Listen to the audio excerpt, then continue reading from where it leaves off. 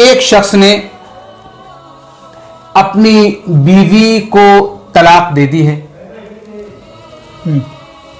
بیوی کا کہنا یہ ہے کہ انہوں نے مجھے 3 مرتبہ طلاق دی ہے، اور شوہر کا کہنا یہ ہے کہ میں نے اپنی بیوی کو 2 مرتبہ طلاق دی ہے.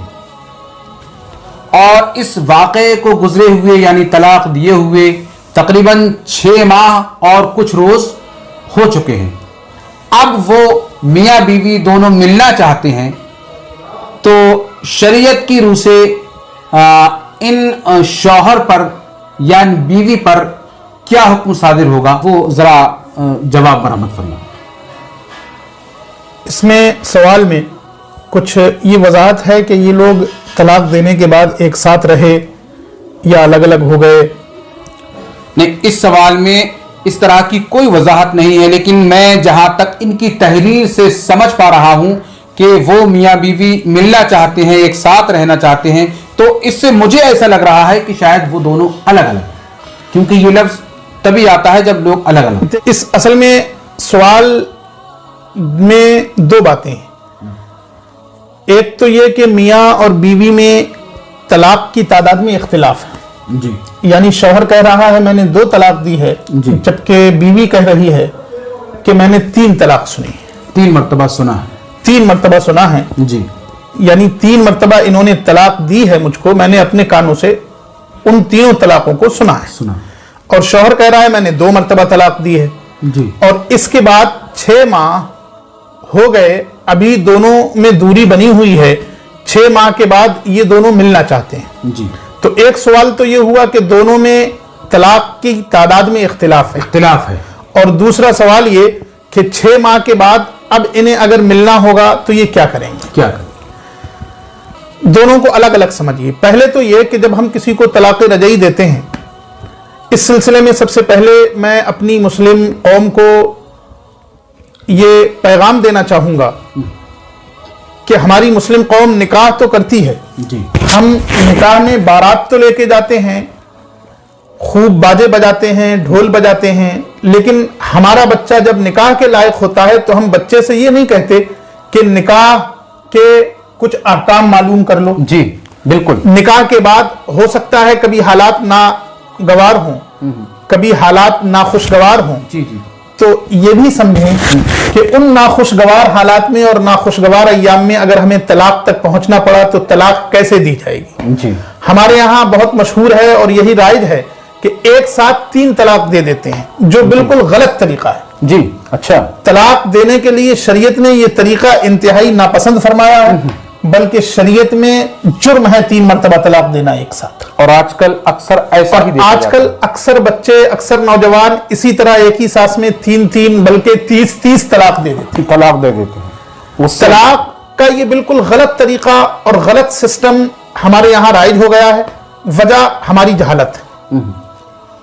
ہم نے یہ سیکھا ہی نہیں کہ نکاح کیوں کیا جانا ہے، نکاح کے بعد اگر طلاق تک نوبت پہنچے تو طلاق ہم کس طرح دیں گے. یہ ہم نہ اپنے بچوں کو سیکھنے کا مشورہ دیتے ہیں اور نہ ہی ہم سیکھنے کی کوشش کرتے ہیں. جب ہمیں نکاح پڑھانا ہوتا ہے، جب ہم نکاح کے خواہش مند ہوتے ہیں تو بارات میں ایک امام صاحب یا ایک قاضی صاحب کو لے کر جاتے ہیں. جی. لیکن جب طلاق دینی ہوتی ہے تو ہم کسی سے نہیں پوچھتے کہ طلاق کس طرح دیں. جی. ہماری اور ہمارے بیوی کے درمیان انڈرسٹینڈنگ نہیں ہو پا رہی ہے تو ہم کون سا طریقہ اپنائیں. یہ خامیاں ہیں، یہ حالات ہیں. ان حالات میں ہم طلاق دے سکتے ہیں یا نہیں دے سکتے ہیں، یا اگر طلاق دیں گے تو طلاق دینے کی صورت کیا ہوگی، طلاق دینے کا طریقہ کیا ہوگا. کتنی بڑی خامی ہے. بتائیے، جب آپ نکاح پڑھانے کے لیے ایک عالم کو لے کر گئے، ایک قاضی کو لے کر گئے، ایک حافظ کو، ایک امام کو لے کر گئے، ایک رشتے کو جوڑنے کے لیے آپ کو ضرورت پڑی، تو اب جب اس رشتے کو توڑنا ہے، تفریق ہونا ہے، تو آپ کو ضرورت کیوں نہیں پڑ رہی؟ جی بے شک. آپ پوچھئے، بلائیے. اور ائمہ کرام کو یہ بتانا چاہیے کہ نہیں، طلاق کا بہتر طریقہ یہی ہے کہ آپ صرف ایک طلاق دیں. ایک طلاق سے بھی طلاق ہو جائے گی. ایسا نہیں ہے کہ آپ جب تک 10 طلاق ایک سانس میں نہیں کہیں گے طلاق نہیں ہوگی.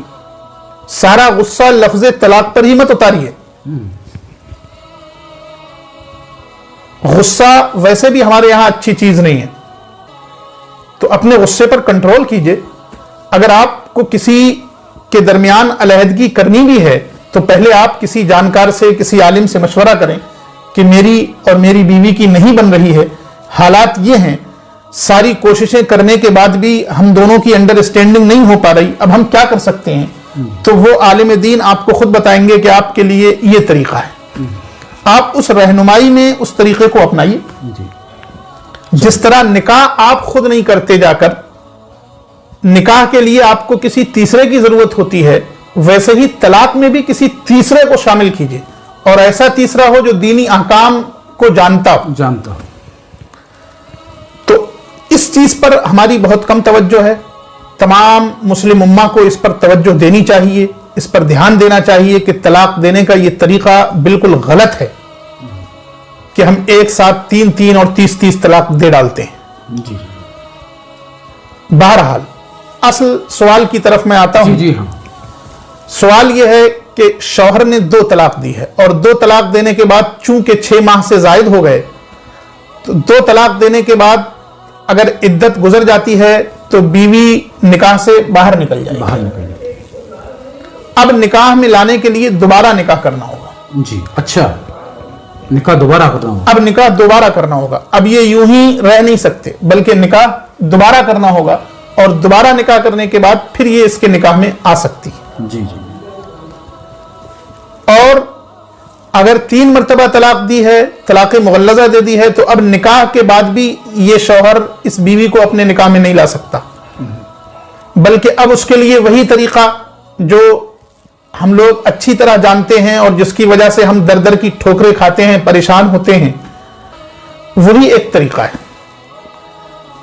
اگر یہ دونوں ایک ساتھ رہنا چاہتے ہیں تو اسی طریقے پر عمل کریں, اور اگر نہیں رہنا چاہتے تو علیحدگی اختیار کر لیں. تو 2 باتیں ہوئیں. اگر طلاقیں 2 ہیں یا 1 ہے تو نکاح کے بعد اس بیوی کو دوبارہ نکاح میں لایا جا سکتا ہے عدت گزارنے کے بعد, چونکہ یہاں عدت گزر گئی, اس لیے نکاح کے بعد دوبارہ نکاح میں لایا جا سکتا ہے. دوسری بات یہ کہ شوہر اور بیوی میں طلاق کی تعداد میں اختلاف ہے. اس سلسلے میں فیصلہ اور حکم بڑا نازک ہے. جہاں تک ہو سکے یہ اختلاف کو ختم کرنے کی کوشش کریں.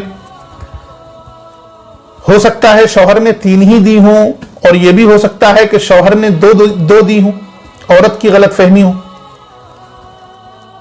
تو اگر ممکن ہو تو کسی قریبی عالم دین سے رابطہ کر لیں جو ان سے صحیح حالات پوچھ کر ان کی صورتحال کے مطابق فیصلہ دے سکے, ورنہ اس سلسلے میں حکم تھوڑا نازک ہے. قضاءً اور دیانتاً دونوں الگ الگ ہو جاتے ہیں احکام.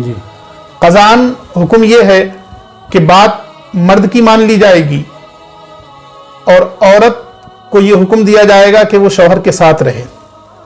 لیکن چونکہ عورت 3 مرتبہ سن چکی ہے, اور اس کا 3 مرتبہ سننا یہ اس کے اور اللہ کے درمیان ہے, اس کا کوئی گواہ نہیں ہے, اس پر وہ کوئی شاہد پیش نہیں کر پا رہی, تو اس پر واجب یہ ہوگا کہ وہ عورت جو ازدواجی تعلقات ہوتے ہیں ان کو قائم نہ ہونے دے. مفتی کا فیصلہ یہ ہوگا کہ دونوں ایک ساتھ رہ سکتے ہیں. مطلب احتیاط کریں, دونوں ساتھ رہیں لیکن احتیاط کریں. ساتھ رہ سکتے ہیں لیکن شوہر قربت نہ کرے.